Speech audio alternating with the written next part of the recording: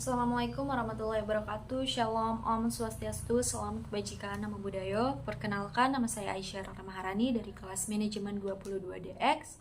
Di sini saya akan membacakan materi untuk mata kuliah Metodologi Penelitian dengan judul Pengumpulan Data.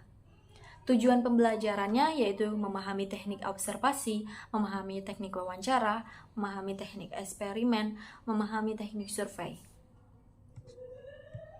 Pengertian data dan jenis data.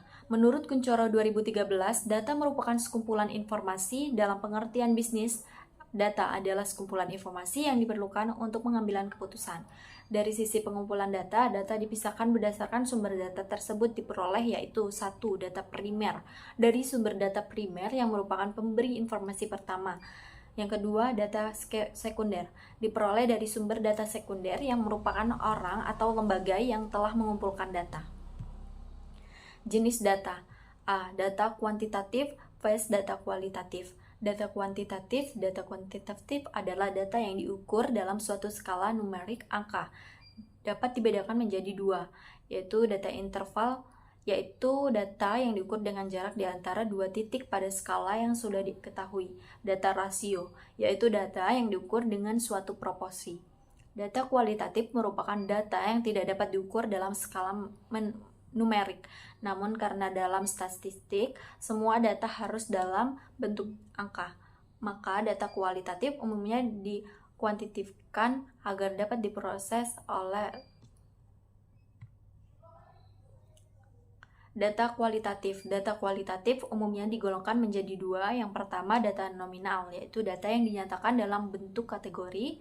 Yang kedua, data ordinal, yaitu data yang dinyatakan dalam bentuk kategori namun posisi data tidak sama derajatnya karena dinyatakan dalam skala peringkat. Data menurut dimensi waktu. 1. Data runtun waktu tamsir,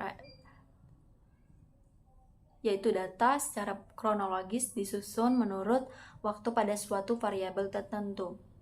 Yang kedua, data silang tempat cross-section, yaitu data yang dikumpulkan pada suatu titik waktu. Yang ketiga, data polling adalah kombinasi antara data runtun waktu dan silang tempat, gabungan data time series dan data cross-section.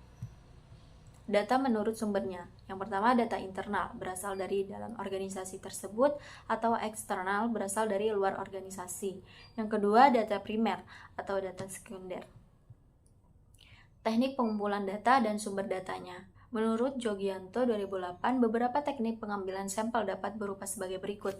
Yang pertama, teknik observasi, wawancara dan studi waktu dan gerak dilakukan secara pengamatan langsung di kasus dan di lapangan.